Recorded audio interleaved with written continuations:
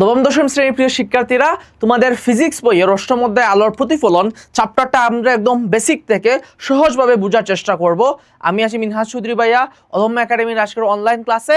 তো ফিজিক্স এই চ্যাপ্টারটা অষ্টম অধ্যায় তোমাদের বোর্ড প্রশ্ন কোন জায়গা থেকে তোমাদের এমসিকিউ আসে, সিকিউ আসতে পারে এবং সংক্ষিপ্ত প্রশ্নগুলো আসতে পারে, আজকের ক্লাসে সেগুলো আমরা আইডেন্টিফাই করব, ভাইয়া বলে দিব এবং কীভাবে সেটা সহজে উত্তর করতে পারো এবং উত্তর করলে তুমি ফুল মার্ক পাবে ইনশাল্লাহ। আজকের ক্লাসে আমরা সেটা কভার করার চেষ্টা করব। তো প্রথমেই আসো, যেহেতু আলোর চ্যাপ্টার, আলো জিনিসটা কি? আমরা আলো হচ্ছে, আলোকে এক ধরনের শক্তিও বলা হয়, আবার আলো এক ধরনের তরঙ্গ। আলো কি? আলো এক ধরনের তরঙ্গ। কোন ধরনের তরঙ্গ? তড়িৎ চৌম্বকীয় তরঙ্গ। কোন ধরনের তরঙ্গ? তড়িৎ চৌম্বকীয় তরঙ্গ। তড়িৎ চৌম্বকীয় তরঙ্গ কোন ধরনের তরঙ্গকে বলা হয়? যে তরঙ্গগুলার মাধ্যমের উপর নির্ভরশীল নয় বা মাধ্যমের প্রয়োজন নেই। মাধ্যমের কি নেই? প্রয়োজন নেই। যেই তরঙ্গগুলা চলতে মাধ্যমের প্রয়োজন নেই তাদেরকে বলা হয় তড়িৎ চৌম্বকীয় তরঙ্গ। এমন একটা জিনিস খেয়াল করো ভাইয়া, যখন সূর্য থেকে এই পৃথিবীতে আলো আসছে তখন কি সেটা তো শূন্য মাধ্যমের ভিতর দিয়ে আসে। পৃথিবীর বায়ুমণ্ডলে ঢোকার পর না হয় বায়ু মাধ্যমে প্রবেশ করলো, এরপরে হয়তো বা পানিতে যখন যায় তখন হয়তো পানি তরল মাধ্যমে প্রকাশ করলো, ঢুকলো, কিন্তু এর আগ পর্যন্ত তো সেটা শূন্য মাধ্যমেই ছিল। শূন্য মাধ্যমে সে যেহেতু আসতে পারছে, তার মানে তার কি নেই? মাধ্যমের উপর নির্ভরশীলতা নেই। তবে নির্ভরশীলতা নেই মানে এইটা না যে সে মাধ্যমের মধ্য দিয়ে চলতে পারে না। সে তো বায়ু মাধ্যমের মধ্য দিয়ে চলতে পারে, পানির মধ্য দিয়েও চলতে পারে, তাই না? কিছু কিছু কঠিন মাধ্যমেরও চলতে পারে। তার মানে তড়িৎ চৌম্বকীয় তরঙ্গ বিষয়টা এমন না যে মাধ্যমে চলতে পারে না, মাধ্যমের উপর সে নির্ভরশীল নয়, তবে মাধ্যমের ভিতর দিয়েও সে চলতে পারে। তার মানে প্রথম প্রকারভেদ গেল সে তড়িৎ চৌম্বকীয় তরঙ্গ। আর আরেকটা প্রকারের তরঙ্গ, সেটা হলো কি অনুপ্রস্থ তরঙ্গ। সেটা কোন ধরনের তরঙ্গ? অনুপ্রস্থ। তাহলে দুইটা জিনিস মনে রাখতে হবে। এক নাম্বার, আলো হচ্ছে বিদ্যুৎ চৌম্বকীয় তরঙ্গ বা তড়িৎ চৌম্বকীয় তরঙ্গ, যেটাই বলো একই কথা। আর আরেকটা জিনিস হলো আলো হলো অনুপ্রস্থ তরঙ্গ। অনুপ্রস্থ, এই দিক থেকে দুইটা ধরন আছে, একটা হলো অনুদৈর্ঘ্য আর একটা হলো অনুপ্রস্থ। আলো কোনটা? আলো হলো অনুপ্রস্থ। এখন আসো, তাহলে যেহেতু সে একটা তরঙ্গ, তার মানে তার কি আছে? তরঙ্গ দৈর্ঘ্য আছে। কি আছে? তরঙ্গ দৈর্ঘ্য আছে।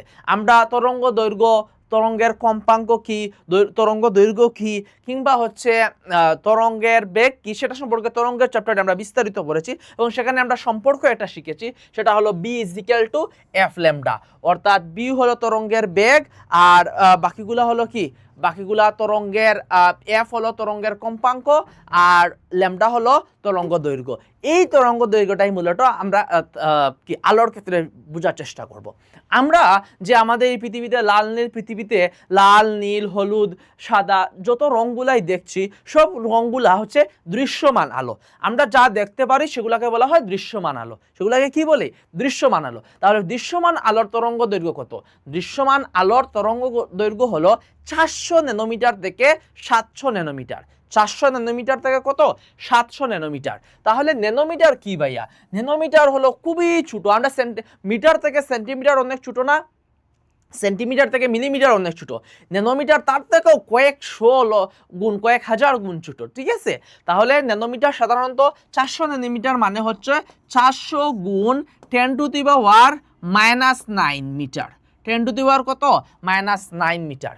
তাহলে 400 into 10 to the power -9 metre থেকে 700 into 10 to the power -9 metre. এটা হলো দৃশ্যমান আলোর তরঙ্গ দৈর্ঘ্য। এখন আসলে শুধু কি এই ধরনের দৃশ্যমান আলোই আছে পৃথিবীতে? আমরা যা দেখি তাই কি পৃথিবীর সব কিছু? আমাদের অদেখাও অনেক জিনিস আছে, তাই না? যেগুলোর তরঙ্গ দৈর্ঘ্য আমরা যেরকম অনেক শব্দ শুনতে পারি না, কিন্তু এই পৃথিবীতে অনেক শব্দ হয়। আমরা অনেক জিনিস দেখতে পারি না যা এই পৃথিবীতে হয়। তার মানে তরঙ্গ দৈর্ঘ্য আমাদের দৃশ্যমান আলোর বাহিরেও আরও অনেক তরঙ্গ দৈর্ঘ্যের আলো আছে। আমরা যে এই যে মোবাইল ফোনের কথা বলি, সেটাও এক ধরনের তরঙ্গ, রেডিও তরঙ্গ বলা হয়। তো এই রেডিও তরঙ্গ কিংবা রেডিও যে সিগন্যালগুলো পাঠানো হয়, এই তরঙ্গগুলো তো আমরা দেখতে পারি না, তাই না? এগুলা আমাদের দৃশ্যমান যে রেঞ্জ আছে 700 ন্যানোমিটার থেকে 400 থেকে 700 ন্যানোমিটার, এই ন্যানোমিটার থেকেও অনেক বড় রেঞ্জের তরঙ্গ দৈর্ঘ্যের কি রেডিও ওয়েভগুলা। সেজন্য আমরা সেগুলো দেখতে পারি না। আমরা সেগুলো আস্তে আস্তে এই চ্যাপ্টারে দেখবো এবং তোমাদের বইয়ে এই জিনিসগুলো উল্লেখ করা আছে। তাহলে একটা জিনিস খেয়াল করো, v is equal to f lambda, এই সূত্রটা এখানে আনার মূল উদ্দেশ্য হলো এখানে এফ এবং ল্যামডা, এফ হলো কম্পাঙ্ক, এফ কি, এফ হলো কম্পাঙ্ক, আর ল্যামডা মানে কি, ল্যামডা মানে তো আমরা তরঙ্গ দৈর্ঘ্য, তরঙ্গ দৈর্ঘ্য। তাহলে কম্পাঙ্ক আর এই যে তরঙ্গ দৈর্ঘ্য এটা পরস্পর ব্যস্তানুপাতিক। এটা কি, পরস্পর ব্যস্তানুপাতিক। তার মানে একটা বাড়লে আর একটা কমে, একটা বাড়লে কি আর একটা কমে। আমরা তো সবকিছু কম্পাঙ্ক মুখস্থ করার দরকার নাই যদি তরঙ্গটা মনে রাখি, ঠিক আছে। তরঙ্গ মনে রাখলে যেটা তরঙ্গ বেশি তার মানে সেটার উল্টাটা কম্পাঙ্ক সেটা সবচেয়ে কম হবে। মনে করো কোনো জিনিসের মধ্যে তুলনা করতেছো, একজনের কম্পাঙ্ক বেশি হলে তার তরঙ্গ দৈর্ঘ্য কম হবে, আবার তার তরঙ্গ দৈর্ঘ্য কম হলে তার কম্পাঙ্কটা বেশি হবে। এই জিনিসটা মাথায় রাখবা, কম্পাঙ্ক কম হলে তরঙ্গ দৈর্ঘ্য বেশি, তরঙ্গ দৈর্ঘ্য বেশি হলে কম্পাঙ্ক কম। আচ্ছা, তাহলে এখন আসো আমাদের যে দৃশ্যমান আলোগুলা দেখি, সেখানে সেই আলোগুলাকে আমরা মোটা থেকে 7টা ভাগে ভাগ করতে পারি। আমরা বেগুনি, নীল, কমলা, আসমানি, কমলা এবং লাল, আসমানি, কমলা, নীল, লাল, এগুলা হচ্ছে গিয়ে এই যে দেখো ভাইয়া হচ্ছে গিয়ে এগুলা সিরিয়ালি দিয়েছি, বেগুনি, নীল, আকাশি বা আসমানি যেটাই বলো, সবুজ, হলুদ, কমলা, লাল, ঠিক আছে। এই যে 7টা রং, এই 7টা রঙের মধ্যে সবচেয়ে কম তরঙ্গ দৈর্ঘ্যের কোনটা, সবচেয়ে কম কি বলছি, তরঙ্গ দৈর্ঘ্য।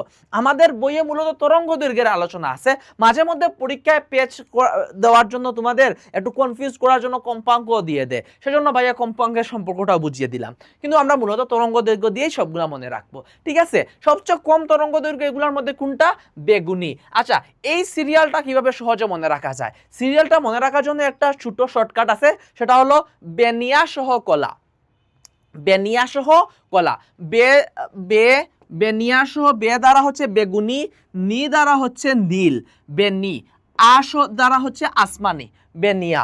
তাহলে প্রথমে বেগুনি, নীল, আসমানি, এরপরে কি দন্তেশ্ব দিয়ে হচ্ছে সবুজ, হ দিয়ে হচ্ছে হলুদ, ক দিয়ে হচ্ছে কমলা, এবং লা দিয়ে হলো লাল, ঠিক আছে। তাহলে বেনিয়া সহ কলা, এই জিনিসটা যদি আমরা মনে রাখি তাহলে আমরা এই সিরিয়ালটা মনে রাখতে পারবো। এটা কিসের সিরিয়াল, এই সিরিয়ালটা হলো সবচেয়ে কম তরঙ্গ দৈর্ঘ্যের দৃশ্যমান আলো বেগুনি থেকে শুরু করে সবচেয়ে বেশি সবচেয়ে বেশি কি তরঙ্গ দৈর্ঘ্যের যে দৃশ্যমান আলো লাল, এই সিরিয়ালটা কোনটা থেকে কোনটা তরঙ্গ দৈর্ঘ্য বেশি, তার মানে বেগুনি থেকে নীলের তরঙ্গ দৈর্ঘ্য বেশি, নীল থেকে আসমানি বা আকাশীর তরঙ্গ দৈর্ঘ্য বেশি, আকাশী থেকে সবুজের বেশি, সবুজ থেকে হলুদের বেশি, হলুদ থেকে কমলার বেশি, কমলা থেকে সবচেয়ে বেশি দৃশ্যমান হচ্ছে লাল। সবচেয়ে দৃশ্যমান আলোর মধ্যে সবচেয়ে বেশি তরঙ্গ দৈর্ঘ্য কোনটা, লাল, সবচেয়ে কম বেগুনি। এই দুইটা প্রশ্ন ভাই এমসিকিউ এ খুবই কমন, এই চ্যাপ্টার থেকে এমসিকিউ এ খুব বেশি আসে যে তরঙ্গ দৈর্ঘ্য দৃশ্যমান আলোর মধ্যে সবচেয়ে কম কোনটা, বেগুনি, সবচেয়ে বেশি কোনটা, লাল। এইটা মনে রাখলেই যথেষ্ট ইনশাআল্লাহ। তাহলে আসো আমরা এই দুইটা জিনিস মাথায় রাখবো, বেগুনি হচ্ছে সবচেয়ে কম তরঙ্গ দৈর্ঘ্যের দৃশ্যমান আলো, আর লাল হচ্ছে সবচেয়ে বেশি তরঙ্গ দৈর্ঘ্যের দৃশ্যমান আলো, ঠিক আছে।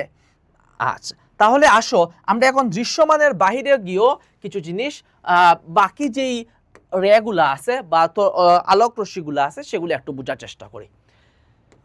প্রথমে আসি যে দৃশ্যমান আলো থেকেও ছোট তরঙ্গ দৈর্ঘ্যের কি আছে।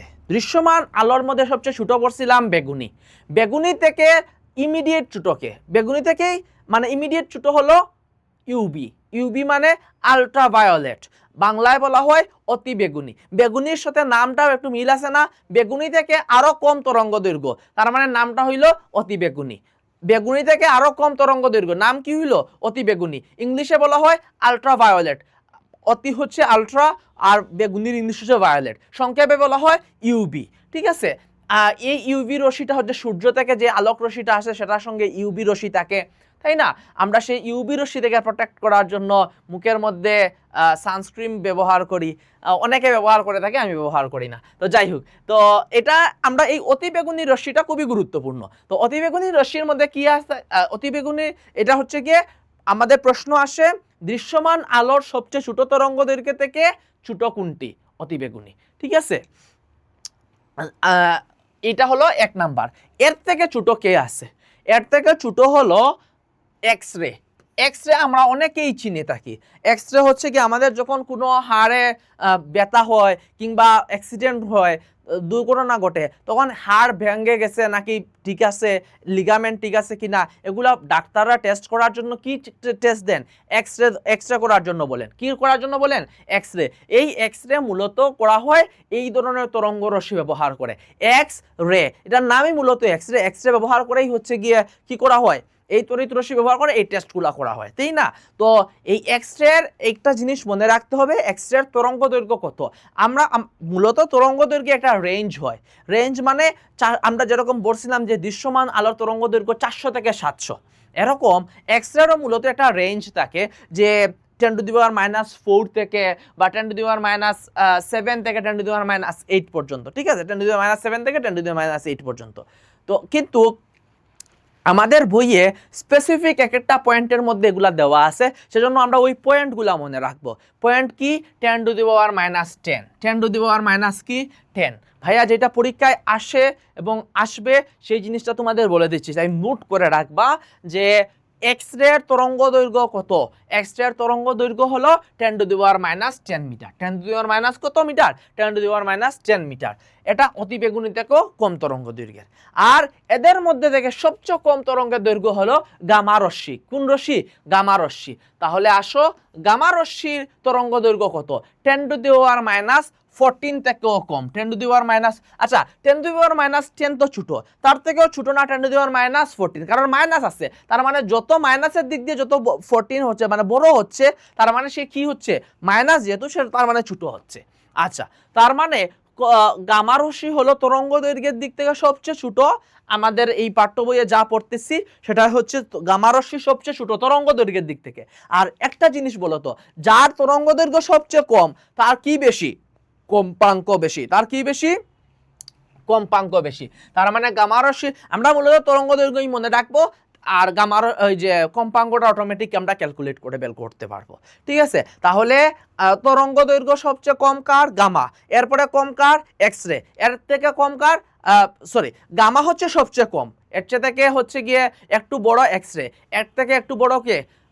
ইউবি বা অতিবেগুনি, এর থেকে বড় হলো আমাদের দৃশ্যমান আলো। এখন আসো দৃশ্যমান, এগুলো সবগুলো এই যে তিনটা পড়লাম, তিনটাই হচ্ছে গিয়ে দৃশ্যমান আলো থেকে ছোট। তাহলে আসো দৃশ্যমান আলো থেকে বড়গুলা কি আছে সেগুলো আমরা পড়বো। দৃশ্যমান আলো থেকে বড় আছে, আমরা আমাদের প্রথমে বলো তো, দৃশ্যমান আলোর মধ্যে সবচেয়ে ছোট তরঙ্গ দৈর্ঘ্যের ছিল বেগুনি, সবচেয়ে বড় তরঙ্গ দৈর্ঘ্যের কে আছে? লাল। তাহলে লাল থেকে বড় কে হবে? বেগুনি থেকে ছোট পড়ছিলাম অতি বেগুনি, আর লাল থেকে বড় হলো অবলোহিত। অবলোহিত, লোহিত মানে হচ্ছে কি আরো বেশি লাল। অবলোহিত মানে আরো কি? আরো বেশি লাল। তো এই জিনিসটা বোঝা হয় ইনফ্রারেড। আচ্ছা, তো এখন আসো ইনফ্রারেড বা সংক্ষেপে সেটাকে বলা হয় আইআর রশ্মি। কি? আইআর মূলত ইনফ্রারেড রে। তো এইটা কোথায় ব্যবহার করা হয় সেটাও মনে রাখা গুরুত্বপূর্ণ। আমরা যে বাসাবাড়িতে রিমোট কন্ট্রোল জিনিসগুলো ব্যবহার করি, এই রিমোটগুলা মূলত রিমোটের সামনের দিকে কি আছে? সামনের দিকে হচ্ছে এটা দেখো ছোট বাতির মতো একটা জিনিস আছে। তো এই রশ্মিগুলা মূলত কিসের রশ্মি? এগুলা এই রিমোট কন্ট্রোল করা হয় আইআর রশ্মি দ্বারা। কোন রশ্মি দ্বারা? আইআর রশ্মি দ্বারা বা অবলোহিত রশ্মি দ্বারা। কি রশ্মি দ্বারা? অবলোহিত রশ্মি দ্বারা। এই জিনিসটা মনে রাখবা, রিমোট কন্ট্রোল করা হয় কোন রশ্মি দ্বারা? অবলোহিত রশ্মি দ্বারা। এছাড়াও এটা ক্যামেরার মধ্যে ব্যবহার করা হয়, এবং আমরা চোখ দিয়ে, যেহেতু এগুলো দৃশ্যমান আলোর মধ্যে পড়ে না, আমরা সরাসরি চোখ দিয়ে দেখতে পারি না, কিন্তু ক্যামেরার মধ্যে এটা দেখা যায়। মোবাইলের ক্যামেরার মধ্যে অনেক সময় কি দেখা যায়? এই অবলোহিত যে রশ্মিটা আছে সেটা দেখা যায়। কিভাবে দেখা যায়? কারণ যেহেতু আমাদের বইয়ে যা আছে আমাদের পড়তে হবে ভাইয়া, বই থেকে একটা জিনিসও স্কিপ করা যাবে না। কারণ রিসেন্ট ইয়ারগুলোতে তোমরা দেখতেছো পরীক্ষায় কিভাবে বইয়ের খুঁটিনাটি থেকে প্রশ্ন করতেছে, তাই বইয়ের কোনো টপিক, কোনো ইনফরমেশন আমরা বাদ দিয়ে পড়তে পারবো না। আসো, এখন হচ্ছে আমরা তো জানলাম 1 নাম্বার অবলোহিত হচ্ছে লাল থেকেও বড়, মানে দৃশ্যমান আলো থেকে ইমিডিয়েট বড়কে, ইমিডিয়েট বড় হলো অবলোহিত, ইংলিশে বলা হয় ইনফ্রারেড, ঠিক আছে? আর ইমিডিয়েট ছোট কে ছিল? দৃশ্যমান আলো থেকে। দৃশ্যমান আলোর মধ্যে সবচেয়ে ছোট ছিল বেগুনি, তার থেকে ছোট ছিল কে? ইউবি রশ্মি, মানে আলট্রাভায়োলেট, বাংলায় বলা হয় অতি বেগুনি। এখন আসো আমরা যেহেতু অবলোহিত পড়তেছি, অবলোহিতের প্রথমে পড়ছিলাম রিমোট কন্ট্রোল করা হয়। কি করা হয়? রিমোট কন্ট্রোল ইউনিট থেকে ইনফ্রারেডটা বের হয়। এখন আসো আমরা এরপরে বললাম যে মোবাইল দিয়ে ইনফ্রারেডটা ডিটেক্ট করা যায় বা দেখা যায়। কেন, কিভাবে দেখা যায়? সেখানে একটা আইসি ব্যবহার করা হয়, সে আইসির নামটা হলো সিসিডি। কি? সিসিডি নামক, আমরা মোবাইলের মধ্যে বিভিন্ন ধরনের আইসি থাকে না, তো সেই আইসির মধ্যে একটা আইসি হলো সিসিডি আইসি। তো সিসিডি আইসি হচ্ছে আলোক সংবেদনশীল একটা আইসি, এবং এইটা দ্বারাই মূলত মোবাইল দিয়ে কি দেখা যায়? অবলোহিত রশ্মিটা দেখা যায়। এখন আসো এর সাথে আরো বড় আলোক রশ্মি আছে, সেগুলা কি? অবলোহিত থেকে বড় হলো মাইক্রোওয়েভের তরঙ্গ দৈর্ঘ্য কত? মাইক্রোওয়েভের তরঙ্গ দৈর্ঘ্য 10⁻², 10⁻² মিটার। এর চেয়ে থেকে বড় কে? রেডিও ওয়েভ কে আছে? রেডিও ওয়েভের তরঙ্গ দৈর্ঘ্য হলো এই যে 10⁻² থেকে 10⁻6 পর্যন্ত। ঠিক আছে, তাহলে আমরা মাইক্রোওয়েভ কোথায় ব্যবহার করা হয় বলো তো? আমাদের বাসা বাড়িতে খাবার গরম করার জন্য যেই মাইক্রোওয়েভ ওভেনগুলো ব্যবহার করা হয়, সেগুলোতে মাইক্রোওয়েভ রশ্মিগুলা ব্যবহার করা হয়। আর রেডিও ওয়েভ কোথায় ব্যবহার করা হয়? রেডিও ওয়েভ ব্যবহার করা হয় এই যে রেডিও সিগন্যাল পাঠানোর জন্য, মোবাইলে কথা বলার জন্য। ঠিক আছে, আমরা টিভিতে যে সিগন্যালগুলো যায়, সেই সিগন্যালগুলোও রেডিও ওয়েভের মধ্যে দিয়ে যায়, বাংলায় বলা হয় বেতার তরঙ্গ। তাহলে এখন যদি আমরা একটু সিরিয়ালটা মনে রাখার চেষ্টা করি, সেটা হলো সবচেয়ে ছোট তরঙ্গ দৈর্ঘ্য গামা থেকে এর চেয়ে থেকে ছোট হলো কে? সবচেয়ে ছোট হলো গামা থেকে বড় এক্স রে থেকে বড় ইউভি, বাংলায় বলা হয় অতিবেগুনি। এর চেয়ে থেকে বড় হলো দৃশ্যমান আলো থেকে ইমিডিয়েট বড় কে? আইআর, অবলোহিত, ইংলিশে বলা হয় ইনফ্রারেড। এর চেয়ে থেকে বড় কে? মাইক্রোওয়েভ থেকে বড় কে? Radio wave. তাহলে এই এতটুক ছিল আমাদের কি? আমাদের বিভিন্ন তরঙ্গ দৈর্ঘ্যের আলোগুলা সম্পর্কে আমরা জানলাম, এবং এখান থেকে একদম স্পেসিফিক কি আসতে পারে আমাদের ইনশাল্লাহ আর ভুল হওয়ার কোনো চান্স নাই, আমরা যদি ক্লাসটা ভালোভাবে খেয়াল করে থাকি। এমসিকিউ সাধারণত আসে এই অংশ থেকে, এমসিকিউ ছোট প্রশ্ন এগুলো আসে, আমরা আশা করি এগুলার ব্যবহার লিখতে পারবো। এখন আসো আমরা ক্লাসের গুরুত্বপূর্ণ আরেকটা টপিকের মধ্যে গিয়ে ঢুকবো, এবং এইটা এই আলোর ঘটনাগুলো, সবচেয়ে গুরুত্বপূর্ণ ঘটনাগুলো আমরা মূলত এখানে পড়ব। সেটা হলো আলোর প্রতিফলন, প্রতিসরণ এবং শোষণ। এই জিনিসটা বোঝার আগে আমরা একটা জিনিস বোঝার চেষ্টা করি। আমরা কোনো জিনিস যখন দেখি, তখন আমরা সেটা কিভাবে দেখি, এই জিনিসটা আসলে খেয়াল করা একটু জরুরি। আমাদের মনে করো একটা কোনো জিনিসকে তুমি লাল দেখতেছো। কি দেখতেছো? লাল। আসো আমরা লাল কিছু একটা আঁকি। আচ্ছা, এই জিনিসকে কি দেখতেছো? আমি খুব সুন্দর কোনো চিত্র আঁকতে পারি না, একটা গুল্লু দেই। দেখো তো এই জিনিসটা কি? এই জিনিসটা হলো লাল একটা জিনিস আমি আঁকলাম। ঠিক আছে, এখন এই জিনিসটাকে কেন লাল দেখতেছো? আর আমি যদি সবুজ আর একটা জিনিস আঁকি,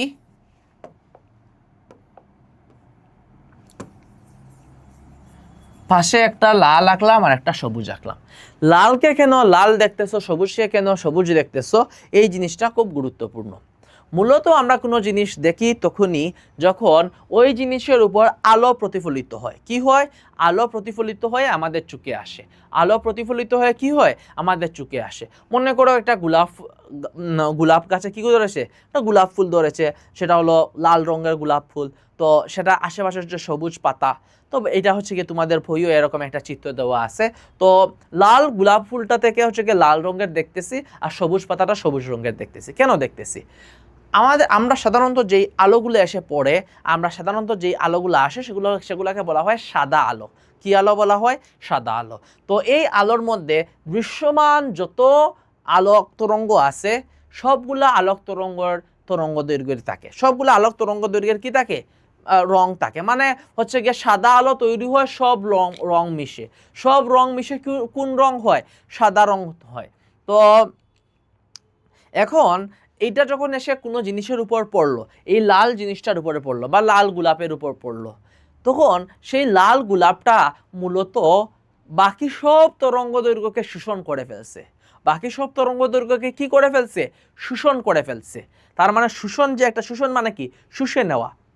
আচ্ছা, আর শুধু লালটাকে সে শোষণ করতে পারে নাই, লালকে কি করতে পারে নাই? শোষণ করতে পারে নাই। সেজন্য যখন আলো এসে এই লালের মধ্যে এসে পড়লো, আলো এসে লালের মধ্যে যখন পড়লো, তখন সেটা এই লাল গোলাপ ফুলের মধ্যে, কারণ লাল কেন দেখতেছি?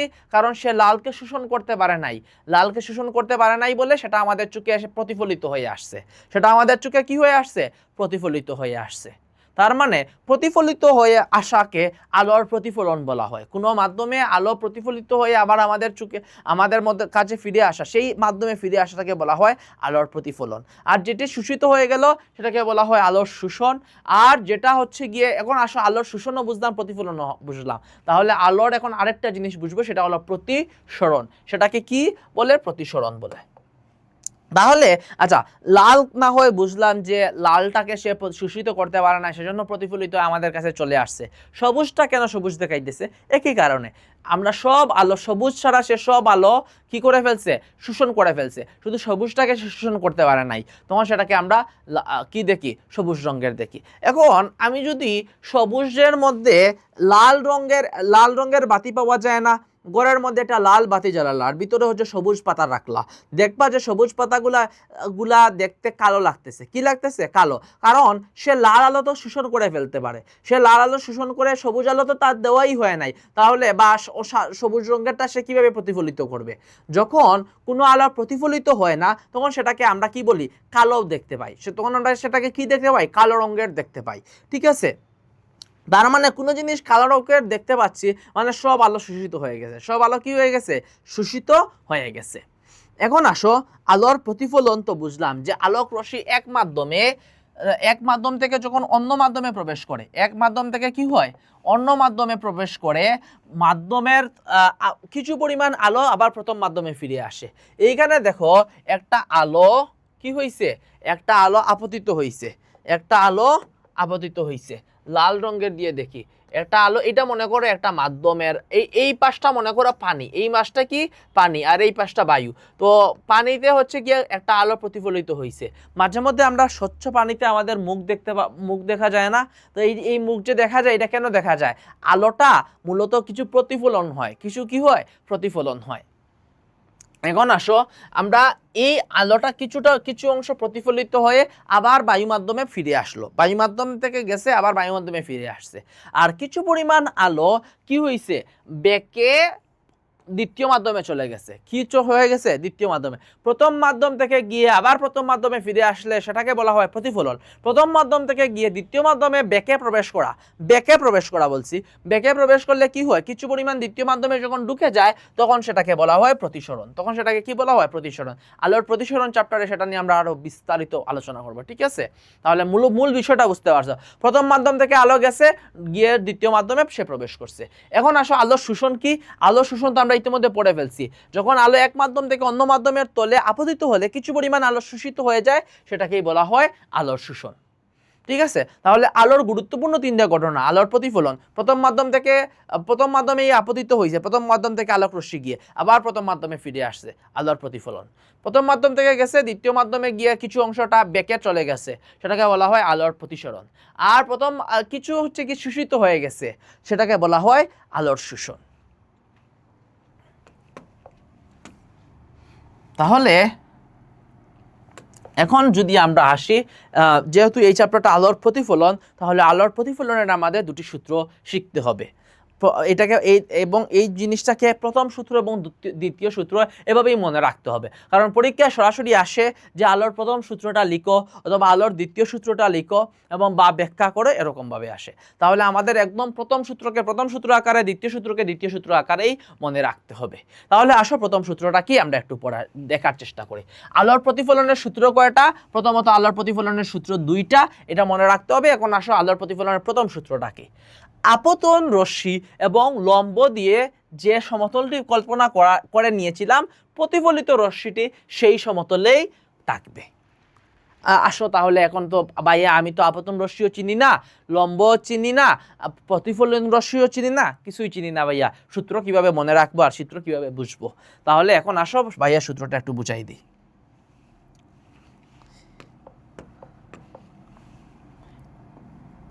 এইটা প্রথমত একটা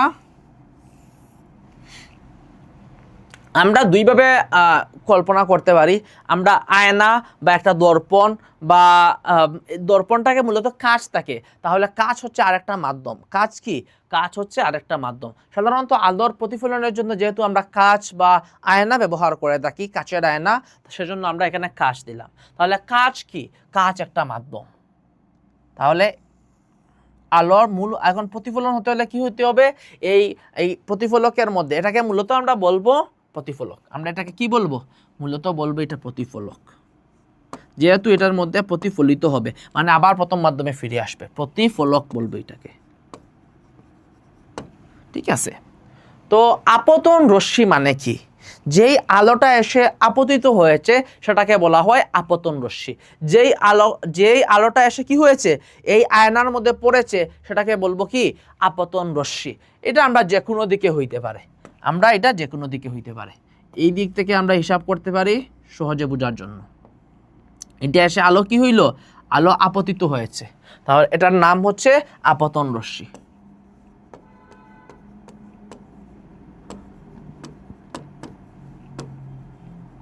আপতন রশ্মি। ঠিক আছে, তো আমরা এখন পর্যন্ত বুঝতে পারছি মাত্র একটা জিনিস, আপতন রশ্মি, যেই রশ্মিটা এসে আপতিত হয়েছে। এখন বলবো ভাইয়া যে আপতন, এরপরে একটা শব্দ আছে লম্ব। একটা শব্দ কি আছে? লম্ব। লম্ব এখান থেকে কই থেকে আসলো? আমরা আপতন রশ্মি কোথায় আপতিত হয়েছে? একটা প্রতিফলকের মধ্যে আপতিত হয়েছে। সেই প্রতিফলক থেকে আমরা একটা লম্ব অঙ্কন করব। কোন জায়গায় লম্বটা অঙ্কন করব? আপতিত রশ্মি যেই জায়গায় এসে আপতিত হয়েছে, আপতন রশ্মিতে একটা বিন্দুতে এসে আপতিত হয়েছে না, এই তো এই বিন্দুতে এসে আপতিত হয়েছে। এই বিন্দু থেকে আমরা একটা কি আঁকবো? লম্ব। লম্ব আঁকাটা সবাই পারেন, এটা হচ্ছে কি একটা লম্ব। কার সাপেক্ষে লম্বটা আঁকা হইছে? এই যে প্রতিফলক, যে আয়নাটা ছিল, এই যে দাঁড়ানো যেটা আছে সেটা কি? আয়না বা প্রতিফলক, এইটার বরাবর একটা লম্ব আঁকবো। লম্ব তো সবাই আঁকতে পারে, মনে করে এই একটা জিনিস আছে, এটার উপরে লম্ব আঁকা মানে এইভাবে একটা লম্ব আঁকা। এখন আছে জিনিসটা আছে এইভাবে, তাহলে এটার উপর লম্ব কিভাবে আঁকবো? এইভাবে লম্ব আঁকবো, সিম্পল। তাহলে লম্ব আঁকলাম, তাহলে দুইটা গেল, আপতন রশ্মি গেল, আপতন রশ্মি এই যে যেটা আপতিত হয়েছে। এরপরে আমরা একটা লম্ব আঁকলাম। এই দুইটা যে সমতলে কল্পনা করছি, মনে করো এই বোর্ডটা হচ্ছে একটা সমতল। এই বোর্ডটা কি? এই বোর্ডটা একটা সমতল না? বা তুমি যদি একটা পৃষ্ঠা নাও, তোমার সেই পৃষ্ঠাটা একটা সমতল। ঠিক আছে, সেই আমরা এই আপতন রশ্মিটা যেই সমতলে থাকবে, এই লম্বটা একই সমতলে থাকবে। এবং এই সূত্রে কি বলা হয়েছে, এতটুকু পর্যন্ত আমরা নিজে নিজে কল্পনা করে নিছি যে আপতন রশ্মি যে জায়গায় আছে, লম্ব বাস্তবে তো এরকম লম্ব থাকবে না, লম্বটা আমরা মূলত কল্পনা করে থাকি, বা আমরা লম্ব কি করি? কল্পনা করে থাকি। তাহলে আপতন রশ্মি যেই জায়গায় থাকবে, আমরা সেই জায়গাতে সেই সমতলে একটা লম্ব কল্পনা করি। ঠিক আছে, এতটুকু পর্যন্ত ঠিক আছে। এখন আসো আমাদের যে প্রতিফলন রশ্মি, প্রতিফলনের জন্য তো এই আপতন রশ্মিটা আবার ফিরে আসতে হবে। ফিরে আসাটা আমরা একটু দেখি। আমরা এই যে আপতিত রশ্মিটা এই দিকে ফিরে আসবে, কোন দিকে ফিরে আসবে? এই দিকে ফিরে আসবে। এই আপতন রশ্মি, এটা হচ্ছে কি? প্রতিফলিত রশ্মি। এটা কি? এটা হলো প্রতিফলিত রশ্মি। এই যে বাদামি রঙের যে দাগটা দিছি সেটাকে বলছি আমরা প্রতিফলিত। সেটা এই আপতন রশ্মি থেকে সেটা প্রতিফলিত, এই যে প্রতিফলকের মধ্যে কি হয়ে প্রতিফলিত হয়ে প্রতিফলিত রশ্মি হয়ে আসতেছে, প্রতিফলিত রশ্মি।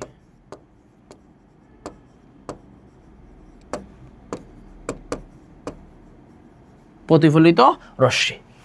তাহলে আমাদের যেই আপতন রশ্মি এবং লম্ব আমরা যে সমতলে কল্পনা করেছি, সেই একই সমতলের মধ্যে এই প্রতিফলিত রশ্মিটা থাকবে। ঠিক আছে, সমতল ভিন্ন হওয়া মানে কি?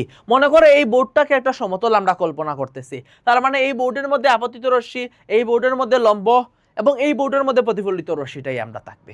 কিন্তু আমরা যদি এই বোর্ডের মধ্যে না থাকা মানে কি? না থাকা মানে এই বোর্ড থেকে এইদিকে বেরিয়ে আসছে, এইদিকে মানে প্রতিফলিত রশ্মি এই বোর্ডের, আপতিত রশ্মি বোর্ডের মধ্যে ছিল, কিন্তু প্রতিফলিত রশ্মিটা কি কোথায় চলে আসছে? আমাদের বোর্ড থেকে বাইরে এদিকে চলে আসছে। বাস্তবে কি আলোর প্রতিফলিত রশ্মি কি এরকম অন্যদিকে চলে যায়, না একই সমতলে থাকে? একই সমতলে থাকবে। এটাই হচ্ছে প্রতিফলনের প্রথম সূত্র। এটা কি? এটাই প্রতিফলনের প্রথম সূত্র। তোমাদের কাছে এতক্ষণ পর্যন্ত এই যে প্রথম সূত্রটা একটা হিজিবিজি একটা জিনিস লাগতেছিল, যে ভাইয়া কি আপতন রশ্মি, কি লম্ব কোথায় পাইলাম, সেখানে কল্পনা কে করলো, আর প্রতিফলিত রশ্মি আবার সেই সমতলে থাকতেছে, সমতল আবার কি জিনিস, এই জিনিসটা তোমাদের কাছে কনফিউজিং লাগছিল। তাহলে এখন আসলে আশা করি তোমরা বুঝতে পারছো যে কোনো একটা পৃষ্ঠ, সেটা হইতে পারে, সেটা হচ্ছে কি একটা সমতল, সমান পৃষ্ঠ, সেটা একটা সমতল। সেই জায়গায় আমরা যে আপতিত রশ্মি আছে যে সেটা একটা সমতল, এবং সেই সমতলেই আমরা মূলত লম্বটা কল্পনা করে নেই, সেজন্য এখানে কল্পিত বলা হয়েছে। একই জায়গায় এই কল্পিত আমাদের যেই সমতলটা, এই সমতলের মধ্যেই প্রতিফলিত রশ্মি থাকবে। এটাই হচ্ছে গিয়ে প্রথম সূত্র। এখন আসো দ্বিতীয় সূত্রটা, আরো মজার এবং ইন্টারেস্টিং একটা সূত্র। দ্বিতীয় সূত্রটাতে আমাদের বলতেছে যে প্রতিফলন, এবং দ্বিতীয় সূত্রটা সহজ, খুব সহজ, যে প্রতিফলন কোণটি হবে আপতন কোণের সমান। প্রতিফলন কোণটি হবে আপতন কোণের সমান।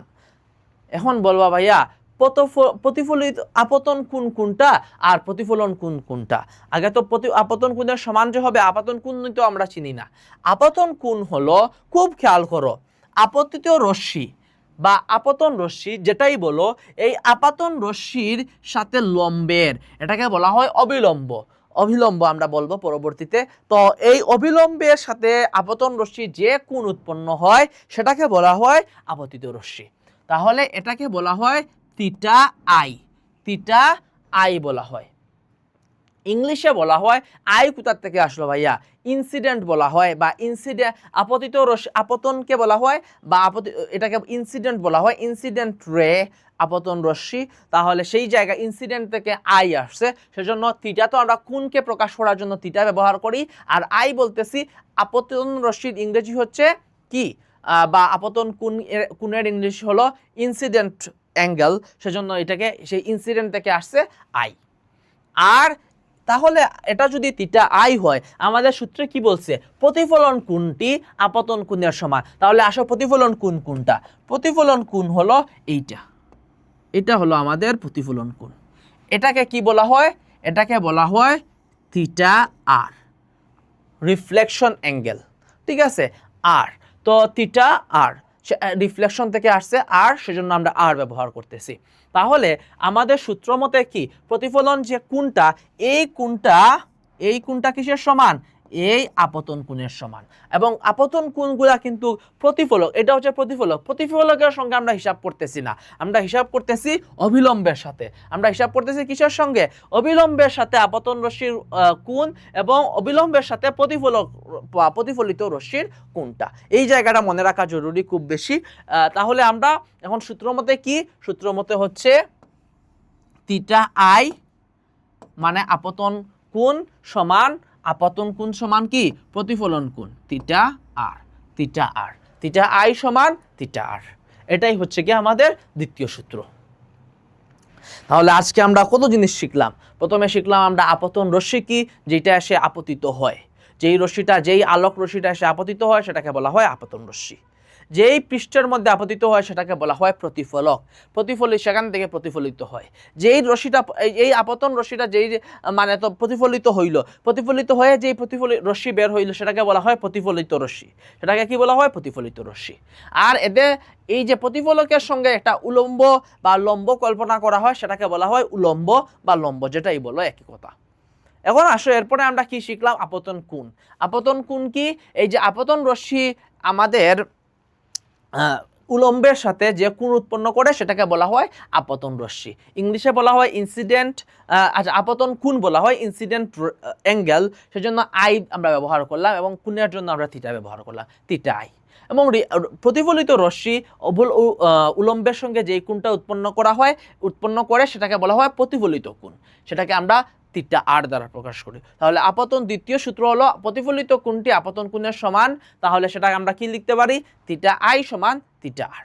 এতটুকু পর্যন্ত আমাদের প্রতিফলনের প্রথম সূত্র এবং প্রতিফলনের দ্বিতীয় সূত্র।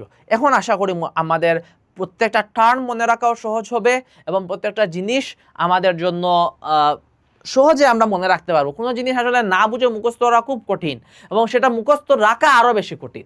পরীক্ষার খাতায় কোনো জিনিস মনে না থাকলে, মুখস্থ না থাকলে, তখন আমার মানে সেই যে না বুঝে যেটা জিনিসটা মুখস্থ করছি সেটা আসলে লেখা খুব টাফ হয়ে যায়। যতই তুমি লিখে মুখস্থ করো কোনো অসুবিধা নাই, কিন্তু তোমার জন্য লেখা অনেক কঠিন হয়ে যাবে যদি তুমি জিনিসটা বুঝতে না পারো। তাই প্রথমে চেষ্টা করো বুঝতে, যতটুকু বুঝতে পারো। এখন তুমি যে 100% সব জিনিস মুখস্থ বুঝে ফেলতে পারবা ব্যাপারটা এরকম না। যতটুকুই তুমি বুঝো তখন সেই বোঝাটা তোমাকে সাহায্য করবে সেটা মনে রাখতে। ঠিক আছে, তাহলে আসো ফ্রেনেলের সূত্র, সেটা আমাদের প্রতিফলন সূত্রের সাথে সরাসরি, আমাদের তো প্রতিফলনের দুইটা সূত্র, তবে প্রতিফলনের সঙ্গে আমাদের সম্পর্কযুক্ত। তো ফ্রেনেলের সূত্র মূলত কি আলাপ করা, এবং তোমাদের বইয়ে ফ্রেনেলের সূত্র নিয়ে টুকটাক আলোচনা করা হয়েছে, সেজন্য এই জিনিসটা না আনলে পরীক্ষায় তোমাদের আসতেই পারে ফ্রেনেলের সূত্র কি, বা ফ্রেনেলের সূত্রতে কি বলা হয়েছে, কি আলাপ করা হয়েছে। এমসিকিউ কিন্তু এখান থেকে চলে আসে, ফ্রেনেলের সূত্রের এই অংশের থেকে, আলাপ থেকে ইতিমধ্যে এমসিকিউ চলে আসছে। সেজন্য ফ্রেনেলের সূত্রটা একটু ছোটো করে আমরা বোঝার চেষ্টা করি, আমরা সূত্র এখানে নিয়ে আসবো না। শুধু ফ্রেনেল কি বলছেন, ফ্রেনেল মূলত বলছেন যে সবটুকু আলো প্রতিফলিত হয় না। ফ্রেনেলের সূত্র থেকে আমরা মূলত পাই যে যে কোনো দুটি মাধ্যমের মাঝে কতটুকু প্রতিফলিত হবে, সেটা কতটুকু প্রতিফলিত হবে, কত পার্সেন্ট প্রতিফলিত হবে। ঠিক আছে, একটা আমরা তো পানির মধ্যেও তো মুখ দেখতে পারি, তো পানির মধ্যে মুখ দেখা আর আয়নার মধ্যে মুখ দেখা কি সমান মুখ দেখা? দুইটাতে তো সমান পরিমাণ প্রতিফলিত হচ্ছে না, একটাতে পানিতে কম প্রতিফলিত হচ্ছে বা এক জায়গায় বেশি প্রতিফলিত হচ্ছে। তো এই যে প্রতিফলন যে এক এক জায়গায় কম বেশি হচ্ছে, এটা কোন সূত্র থেকে আমরা ব্যাখ্যা করতে পারবো? ফ্রেনেলের সূত্র। আমরা বড় হয়ে ফ্রেনেলের সূত্রটা শিখবো, বাট ফ্রেনেলের সূত্র থেকে কি করা যায় সেটা মনে রাখা তোমাদের জন্য ফরজ, যে ফ্রেনেলের সূত্র দিয়ে মূলত কতটুকু প্রতিফলিত হয় সেটা আমরা বের করতে পারবো। আচ্ছা, তাহলে এইটা গেল এক নাম্বার ফ্রেনেলের সূত্র। এবং দ্বিতীয় যে জিনিসটা সেটা হলো ফ্রেনেলের সূত্রের থেকে একটা ইঙ্গিত বা সূত্র থেকে মূলত সেটা সূত্র যখন পড়বা তখন সেটা বুঝতে পারবা আরো সহজে, যে আপতন কোণ যত বেশি হবে, আপতন কোণ যত বেশি হবে প্রতিফলন তত বেশি হবে। প্রতিফলন কোণ তত বেশি হবে সেটা আমরা বলি নাই। প্রতিফলন কোণ তো আপতন কোণ সমান প্রতিফলন কোণ, সেখানে বেশি কম বেশি হওয়ার কিছু নাই। আপতন কোণ যত প্রতিফলন কোণ, এটা বলছি তত বেশি পরিমাণে প্রতিফলিত হবে, তত বেশি পরিমাণে কি হবে? প্রতিফলিত হবে। এই দুইটা জিনিস প্রথমত হচ্ছে, আমরা তো মূলত ফ্রেনেলের সূত্র থেকে কি জানতে পারি? কতটুকু পরিমাণ প্রতিফলন হয় এটা জানতে পারি। আর দ্বিতীয়ত সেখান থেকে আরেকটা জিনিস আমাদের মনে রাখতে হবে, সেটা হলো ফ্রেনেলের সূত্রে এই জিনিসটা আছে যে আপতন কোণ যত বেশি হয়, আপতন কোণ যত বেশি হবে প্রতিফলনও তত বেশি হবে, আপতন কোণ যত বেশি হবে প্রতিফলনও তত বেশি হবে। এই প্রত্যেকটা জিনিস তোমাদের বইয়ের মধ্যে পাবা। বইটা তো তোমরা ভালো করে যদি পড়ো, অনেকে তো বইটা পড়তে আলসেমি আসে, এবং সবচেয়ে বড় যেই বিষয়টা, বইটা পড়ে তো অনেক নতুন নতুন তথ্যের সঙ্গে, বিশেষ করে ফিজিক্স বইটা যখন পড়ো, অনেক নতুন নতুন শব্দ টার্মের সাথে সরাসরি পরিচয় হয়, হঠাৎ পরিচয় হয়। এই হঠাৎ পরিচয়টা তোমাদের মেনে নিতে একটু কষ্ট হয় এবং ব্রেইনে প্রসেস করতে একটু কষ্ট হয়। সেজন্য আমরা ক্লাসে প্রত্যেকটা জিনিস একদম ভেঙে ভেঙে বুঝাই, যাতে তোমাদের এই জিনিসগুলো বুঝতে সহজ হয়, প্রত্যেকটা শব্দই যাতে বুঝতে সহজ হয়, সেটা আমরা চেষ্টা করি ইনশাল্লাহ। তারপরেও কোনো জিনিস যদি তোমরা না বুঝো যে ভাইয়া এই জিনিসটা আমরা বুঝি নাই, কমেন্ট করবা, শিওর ইনশাল্লাহ আমরা আরও সুন্দর করে আরও ভেঙে ভেঙে বোঝানোর চেষ্টা করব। এখন আসো, এখানে একটা উদাহরণ আছে। উদাহরণটা হলো এক টুকরো কাচে কতটুকু প্রতিফলন হয়। এক টুকরো কাচে মাত্র, আমরা তো মনে করতেছি ভাইয়া কাচে তো সবই প্রতিফলিত হয়ে যাচ্ছে, কিন্তু বাস্তবে একটা কাচে মাত্র 4 থেকে 5%, মাত্র কতটুকু? 4 থেকে 5%। 4%টা বেশি মনে রাখবা। আচ্ছা, যাই, রেঞ্জটা হচ্ছে 4 থেকে 5% মাত্র প্রতিফলিত হয়। তার মানে বাকি 95 থেকে 96% কি হয়? প্রতিফলিত হয় না। তাহলে কি হয়? সেটা মূলত প্রতিসরিত হয়ে যায়। বাকিটা কি হয়ে যায়? প্রতিসরিত হয়ে যায়। বাকিটা ভেতর দিয়ে প্রতিসরিত হয়ে যায়। ঠিক আছে, তাহলে এবং আমরা একটু আগে পড়ছিলাম যে ফ্রেনেলের সূত্রের মধ্যে এই ইঙ্গিতটা আছে বা এই জিনিসটা আছে যে আপতন কোণের পরিমাণ যদি বাড়ানো হয় তাহলে প্রতিফলনের পরিমাণ বাড়বে। স্বাভাবিক অবস্থায় তো কাচের মধ্যে 4 থেকে 5% প্রতিফলন হয়, কিন্তু আপতন কোণ যদি 80 ডিগ্রি বা 90 ডিগ্রি এর কাছাকাছি হয়, অর্থাৎ বাড়ানো হয়, 80 ডিগ্রি বা 90 ডিগ্রির কাছাকাছি হয়, তাহলে প্রতিফলন আরও অনেক বেশি হয়। প্রতিফলন কি হয়? আরও অনেক বেশি হয়। ঠিক আছে, তার মানে আমরা দুইটা জিনিস মূলত ফার্নেলের সূত্র থেকে শিখছি।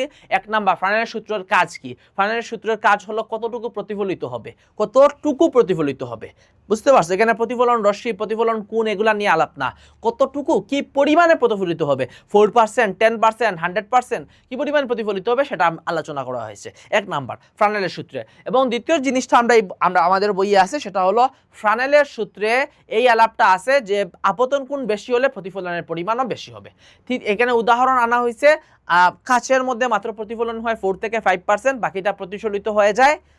এবং শেষে বলা হয়েছে আমাদের যদি 80 বা 90 ডিগ্রি করা হয়, অর্থাৎ আপতন কোণটা বাড়ানো হয়, আপতন কোণটা 80 ডিগ্রি বা 90 ডিগ্রি করা হয়, সেক্ষেত্রে প্রতিফলনটা আরো অনেক বেশি হবে। তার মানে এই তিনটা সূত্রে তোমাদের কোনো প্রবলেম হবে না আশা করি। এখন ভাইয়া একটা জিনিস বলি যে, এবং এই জায়গা থেকে আসলে ম্যাথ আসে, এটা তো প্রতিফলক। আমাদের যদি কেউ বলে দে এইখানে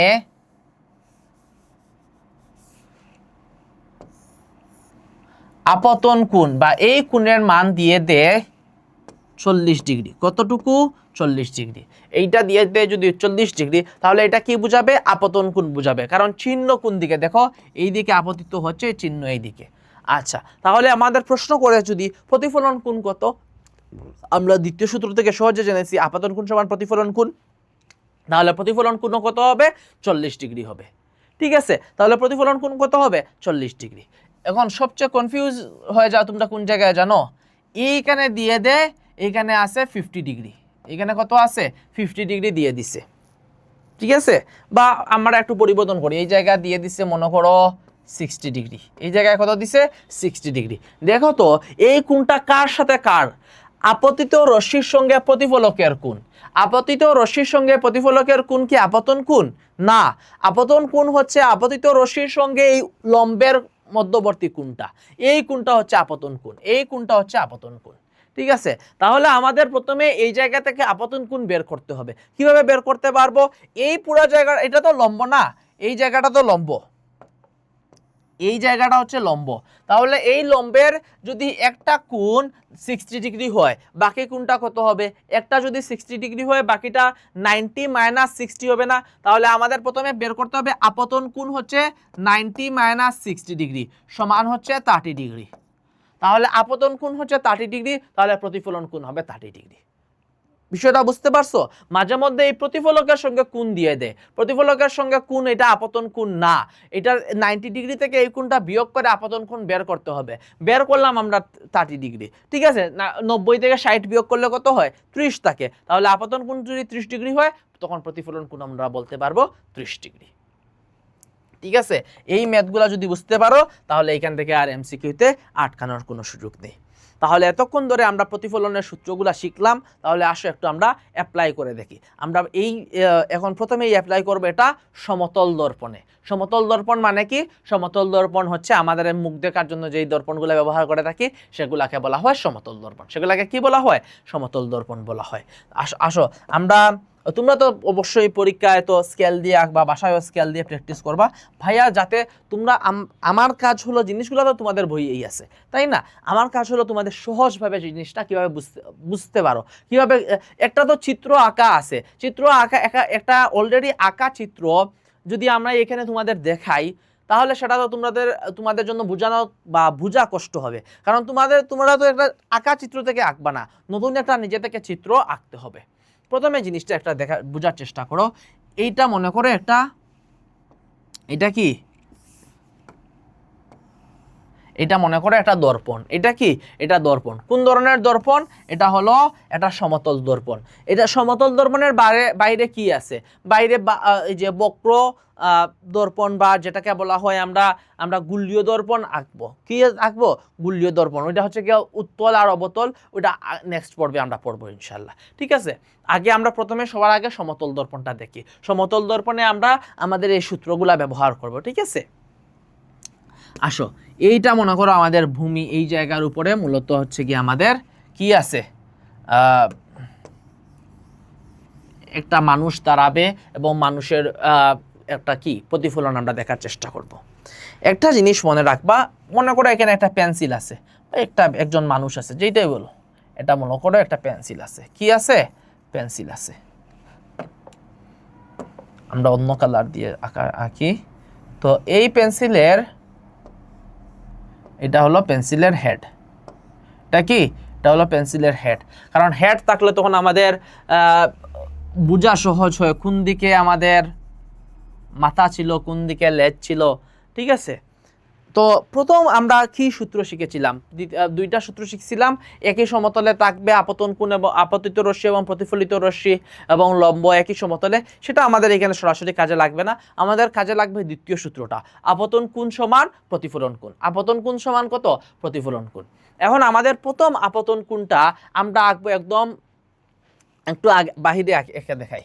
এই মনে করো একটা দর্পণ, এটা কি দর্পণ বা প্রতিফলক, এই আঁকলাম আমি লম্ব, এটা কি আঁকলাম, লম্ব, ঠিক আছে, এটা কি লম্ব। এখন আমরা তো জানি এইভাবে একটা আপতন রশ্মি আসে, এটা মনে করো 20 ডিগ্রি, 20 ডিগ্রিতে আপতিত হয়েছে। কোন দিকে কল্পনা করা হয়, ডিগ্রি কোন দিকে কল্পনা করা হয়, এই যে লম্বের সাথে আপতিত রশ্মির আমরা যে কোণটা সেটাকে বলা হয় আপতন কোণ। এখন আমারে বলো, এটা যদি এই দিকে আসে তাহলে লম্বের সাথে আরো 20 ডিগ্রি করে বের হয়ে যাবে না? এটা হচ্ছে গিয়ে আপতিত রশ্মি সমান আপতিত কোণ সমান আপতন কোণ সমান প্রতিফলন কোণ, ঠিক আছে।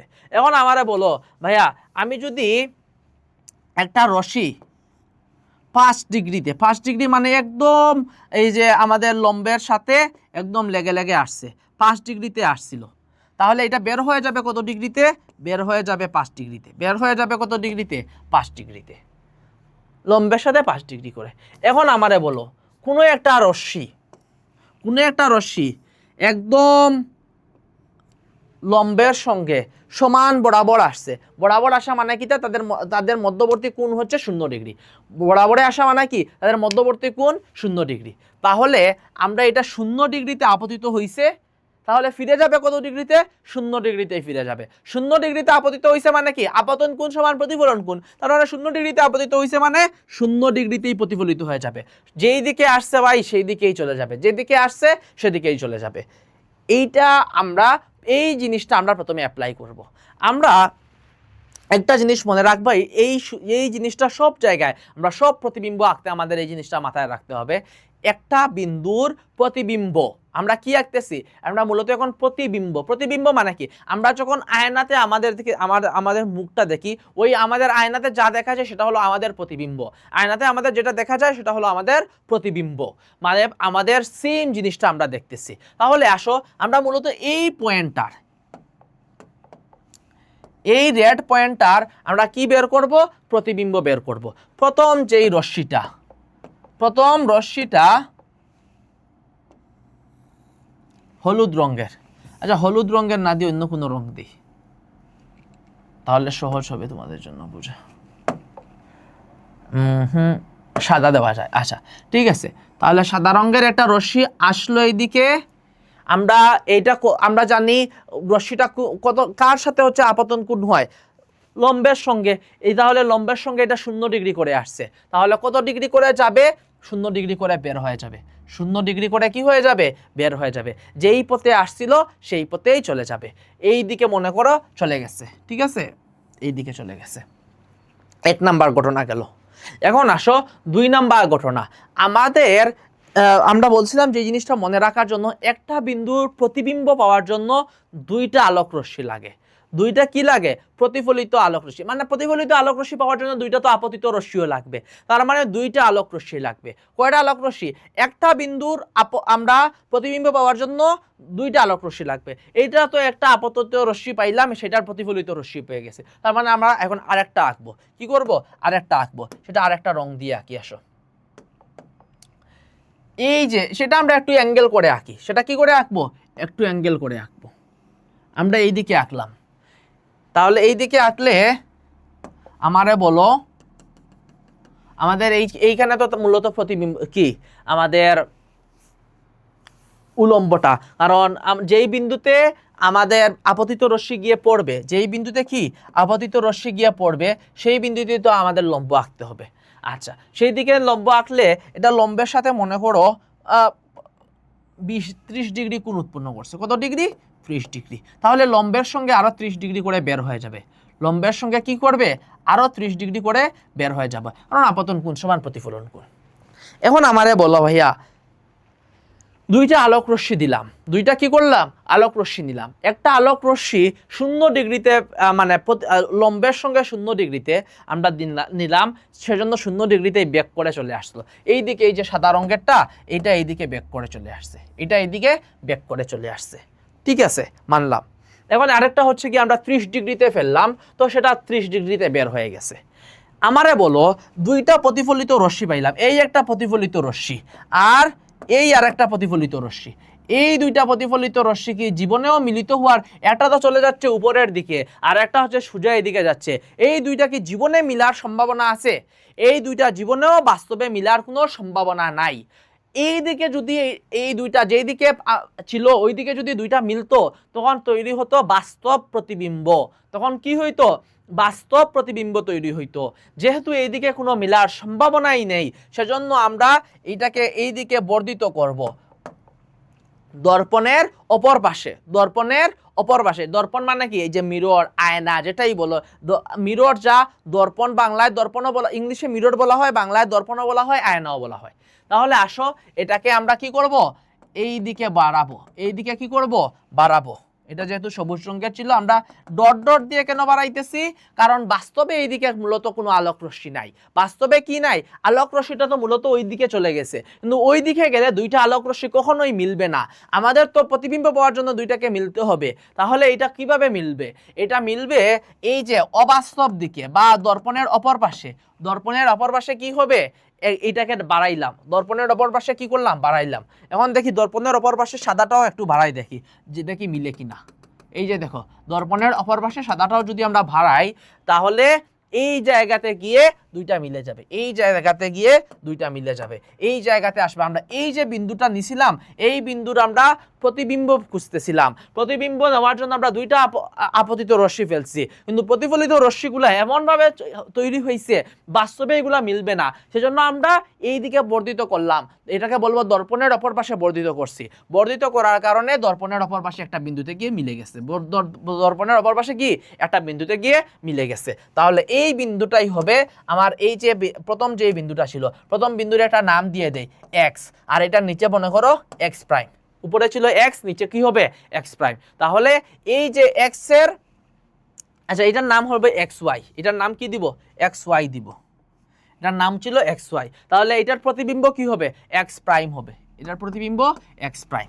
তাহলে আসো এটার প্রতিবিম্ব এঁকে ফেলি,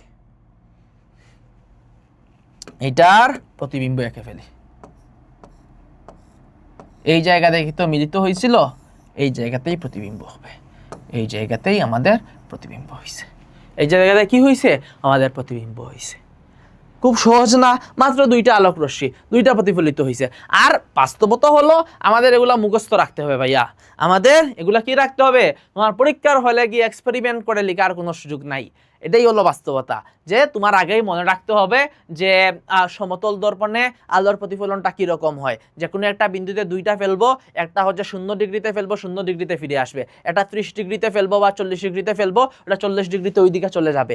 যেহেতু এটা বাস্তবে এই পাশে কোনো মিলতেছে না, তাহলে আমরা দর্পণের অপর পাশে কি করব, এটাকে হচ্ছে গিয়ে এরকম ডট ডট দিয়ে নিয়ে মিলাবো, মিলানোর পরে দর্পণের অপর পাশে একটা কি তৈরি হবে, প্রতিবিম্ব তৈরি হবে।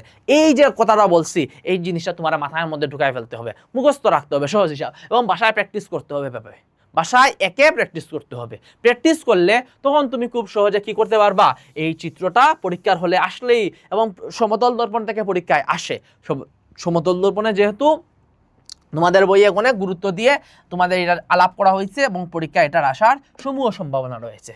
তাহলে একটা প্রতিবিম্ব যখন তৈরি হয়, এই প্রতিবিম্বের 4টা বৈশিষ্ট্য লিখতে হয়। এই প্রতিবিম্বটা কয়টা বৈশিষ্ট্য, মিনিমাম 4টা বৈশিষ্ট্য লিখতে হয়। প্রথম বৈশিষ্ট্য, এটা কত দূরে তৈরি হয়েছে, এটা কত দূরে তৈরি হয়েছে।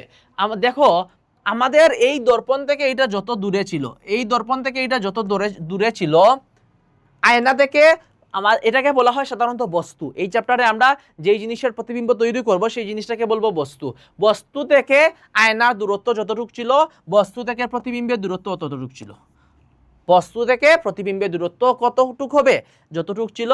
তার মানে এটাকে আমরা এক লাইনে কি লিখতে পারি, আয়না থেকে সমদূরত্বে, আয়না থেকে সমদূরত্বে, মানে দুইটাই সমান দূরত্বে আছে। সহজে আমরা সহজে কি লিখবো, আয়না থেকে সমদূরত্বে। তার মানে প্রথমে আমাদের লিখতে হবে কত দূরত্বে আছে। এখন আমি একটা জিনিস বলি, এইটা লেখার আগেও খুব সহজে একটা জিনিস লেখা যায়, সেটা হলো আমাকে বলো এটা কি বাস্তবে মিলিত হয়েছে নাকি ওইদিকে নিয়ে আমরা জোর করে মিলাইছি, ডট ডট দিয়ে জোর করে মিলাইছি না। তাহলে জোর করে যে জিনিস মিলানো হয় ওটাকে বলা হয় অবাস্তব। ওটাকে কি বলা হয়, অবাস্তব। প্রথমেই লিখে ফেলবা এটা অবাস্তব, প্রথমেই কি লিখবা, অবাস্তব। সহজ। আর সমদূরত্বে তো আর লিখতে পারো, আয়নার ক্ষেত্রে সমদূরত্বে। কিন্তু আমার মূল পয়েন্ট যেটা সেটা একটু বোঝার চেষ্টা করো। এটা তো অবাস্তব কেন হয়েছে সেটা বুঝতে পারছো, কারণ বাস্তবে মিলিত হয় নাই, আমরা জোর করে ডট ডট দিয়ে মিলাইছি, সেজন্য এটা অবাস্তব। এতটুকু পর্যন্ত ঠিক আছে। অবাস্তব হলে অবশ্যই সোজা হবে, অবাস্তব হলে কি হবে, সোজা হবে। দেখো এইদিকে হেড যেদিকে ছিল প্রতিবিম্বের হেডও উপরের দিকে, এটার হেড উপরের দিকে ছিল, প্রতিবিম্বের হেডও উপরের দিকে, ঠিক আছে। তার মানে অবাস্তব হলে কি হয়, সোজা হয়। এটা এক নাম্বার অবাস্তব হলেই আরেকটা বৈশিষ্ট্য আমরা পেয়ে যাব, সোজা। কারণ এই দুইটা বৈশিষ্ট্য বের করা একদম সহজ। অবাস্তব হয়েছে কি বাস্তব হয়েছে আমরা সহজে বুঝতে পারবো, যে এটা বাস্তব এই সাইডে মিলে নাই, ওই পাশে নিয়ে আমরা জোর করে মিলেছি, সেজন্য এটা অবাস্তব। সহজ। অবাস্তব হলে কি হবে, সোজা হবে, বা সোজা থাকলে সেটা কি হবে, অবাস্তব হবে। একটা হলে আরেকটার 22%, সহজে। আর এই যে সমতল দর্পণে কি হয়, সমদূরত্বে হয়। তিনটা চলে গেল, লাস্ট থাকলো কি, সেটা হলো দৈর্ঘ্য কেমন। দৈর্ঘ্য কেমন, এইটা বস্তু থেকে কি আমাদের প্রতিবিম্ব যেটা সেটা কি আকারে দেখতে ছোট হইছে নাকি আকারে দেখতে বড় হইছে, না আকারে সমান আছে, আকারে কি আছে। এইটা যেই দৈর্ঘ্যের ছিল এটাও তো সেম দৈর্ঘ্যের, এটা তো খর্বিত বা ছোট হয় নাই, বড়ও হয় নাই। তার মানে আমরা বলবো সমান দৈর্ঘ্যের। আমরা কি বলবো, সমান দৈর্ঘ্যের। সমদূরত্বে, অবাস্তব, সোজা আর সমান দৈর্ঘ্যের। তার মানে এই চারটা জিনিস লিখে, এই যে দেখো, আয়না থেকে সমদূরত্বে, অবাস্তব, সোজা এবং সমান দৈর্ঘ্যের, এই চারটা লাইন লিখলেই ফুল মার্কস ইনশাল্লাহ। চিত্রটা ঠিকমতো আঁকতে পারলে আর এই চারটা লাইন লিখতে পারলে, চারটা বৈশিষ্ট্য লিখতে পারলে ইনশাল্লাহ ফুল মার্কস পাবা। ঠিক আছে, তাহলে আমরা সমতল দর্পণে খুবই গুরুত্বপূর্ণ, আমরা মূলত এরকম 6টা চিত্র শিখবো। কয়টা চিত্র, 6টা চিত্রের মধ্যে আমরা একটা শিখে ফেলছি, সব সমতল দর্পণেরটা শিখে ফেলছি, এবং খুব সহজ না, 2টা মাত্র আলোক রশ্মি লাগছে, আমরা শিখে ফেলছি। আমরা পরবর্তী বাকি সবগুলো হচ্ছে, বাকি 5টা হলো গুলীয় দর্পণের, উত্তল দর্পণের একটা, অবতল দর্পণের 4টা। নেক্সট পড়বে ইনশাল্লাহ আমরা সেটা পড়ে ফেলবো। তাহলে আসো আমরা এরপরে যে জিনিসটা শিখবো সেটা হলো সমতল দর্পণে আলোর প্রতিফলনের ব্যবহার। ছোট করে জিনিসটা পড়ি আমরা। সাধারণত প্রথমত আমরা সবচেয়ে বড় ব্যবহার হলো আমরা সেটা আমাদের দৈনন্দিন জীবনে আমাদের মুখ দেখতে ব্যবহার করে থাকি, আমাদের মুখ, আমাদের অবয়ব দেখতে আমরা সেটা ব্যবহার করে থাকি। এখন আমি তোমাকে যদি একটা প্রশ্ন করি, মনে করো তুমি 6 ফুট দৈর্ঘ্যের একজন মানুষ বা 5 ফুট দৈর্ঘ্যের একজন মানুষ। 6 ফুট হিসাবটা সহজ হবে তোমাদের জন্য বোঝা। 6 ফুট দৈর্ঘ্যের একজন মানুষ, তাহলে তোমার ফুল বডি দেখার জন্য, তুমি তো 6 ফিট লম্বা, তাহলে 6 ফুট লম্বা ফুল বডি দেখার জন্য তোমার কতটুক লম্বা একটা আয়নার প্রয়োজন হবে, কতটুক লম্বা একটা, যেহেতু আমরা প্রথমে আয়নার আলাপ করছি, আয়না দিয়ে আমরা মুখ দেখি, আমাদের শরীর দেখি, তাহলে আমাদের কতটুক লম্বা আয়নার প্রয়োজন। এই হিসাবটা হলো আমাদের দৈর্ঘ্যের অর্ধেক, আমাদের দৈর্ঘ্যের অর্ধেক। আমরা হচ্ছে গিয়ে দূরে যাই আর কাছে যাই সেটা বিষয় না, আমাদের আয়নার দৈর্ঘ্যটা পূর্ণ দৈর্ঘ্যের প্রয়োজন নাই। আমি 6 ফুট মানে আমার ফুল বডি দেখার জন্য 6 ফুট দৈর্ঘ্যের আয়নার প্রয়োজন নেই।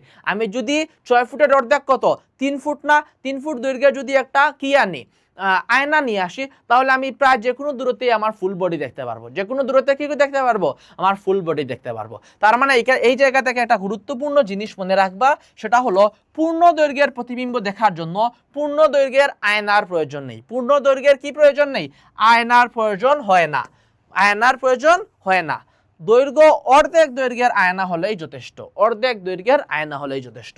তার মানে একজন ব্যক্তি যদি 5 ফুট হয়ে থাকেন বা 100 মিটারের হয়ে থাকেন, কত, 100 মিটার, তাহলে আয়না কতটুকু হলেই যথেষ্ট, আয়না হচ্ছে 50 মিটার হলেই যথেষ্ট।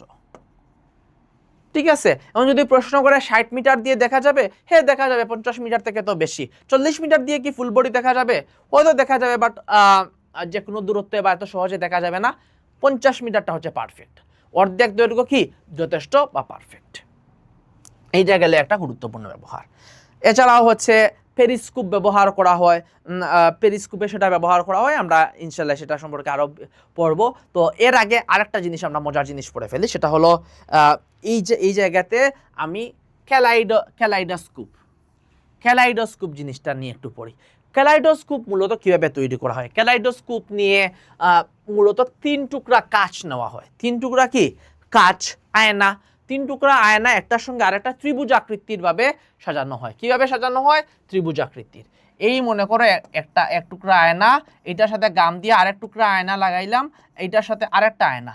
এরপরে সেটা কিভাবে, এই যে দেখো এই 3টা একসাথে আমরা কি করলাম, জোড়া দিলাম। এইটা হচ্ছে গিয়ে 3টা কি করলাম, আমরা একসাথে জোড়া দিলাম। তো এইটার জোড়া দেওয়ার লাভ হইল কি, ক্যালাইডোস্কোপ হইল কি, তো এইটার অপর পাশে ছোট ছোট পুঁতি বা ছোট ছোট এই যে কি আছে না, রঙিন পাথর, পুঁতি, ভাঙ্গা কাচের ছুরি, এগুলা যদি অন্য পাশে রাখা হয়, এক পাশে রাখা হয়, তাহলে অন্য পাশে খুব সুন্দর একটা নকশা দেখা যায়। অন্য পাশে কি দেখা যায়, নকশা দেখা যায়। ক্যালাইডোস্কোপ থেকে মূলত আসবে, ক্যালাইডোস্কোপ আসতে পারে যে ক্যালাইডোস্কোপ মূলত কি, 3টা আয়না জোড়া লাগিয়ে একটা খেলনা বলতে পারে, একটা খেলনা তৈরি করা যায়, যেটা দিয়ে কি দেখা যায়, এক পাশে যদি আমরা নুড়ি পাথর কিংবা রঙিন পাথর, পুঁতি, ভাঙ্গা কাচের চুড়ি এগুলা রাখি, তাহলে অপর পাশে খুব সুন্দর একটা নকশা দেখা যায়। তোমরা চাইলে বাসায় ট্রাই করে দেখতে পারো। এটা হচ্ছে গিয়ে ক্যালাইডোস্কোপ। তাহলে ক্যালাইডোস্কোপ কি দিয়ে তৈরি করা হয়? এ ধরনের সমতল দর্পণ দিয়ে তৈরি করা হয়। তাহলে আজকের ক্লাসটা এই পর্যন্তই ছিল। আজকের ক্লাসে আমরা মূলত আলোর ধর্ম, আলোর বিভিন্ন আলো আপতিত রশ্মি, প্রতিফলিত রশ্মি, আপতন কোণ, প্রতিফলন কোণ এবং প্রতিফলনের 2টি সূত্র, প্রতিফলন এবং সেই সাথে ফ্রেনেলের সূত্র, এই জিনিসগুলো আমরা পড়ছি। এবং সমতল দর্পণে কীভাবে প্রতিবিম্ব তৈরি হয়, প্রতিবিম্বের বৈশিষ্ট্যগুলো কী কী, সেটা আমরা পড়ছি। নেক্সট পর্বে আমরা কি পড়ব? নেক্সট পর্বে আমরা পড়ব মূলত গুল্লীয় দর্পণগুলো কীভাবে তৈরি হয়, গুল্লীয় দর্পণের প্রতিবিম্বগুলো দেখতে কীরকম হয় এবং গুল্লীয় দর্পণ ব্যবহার করে কী কী কাজ করা যায়। তাহলে ধন্যবাদ তোমরা ক্লাসটা শেষ পর্যন্ত দেখার জন্য।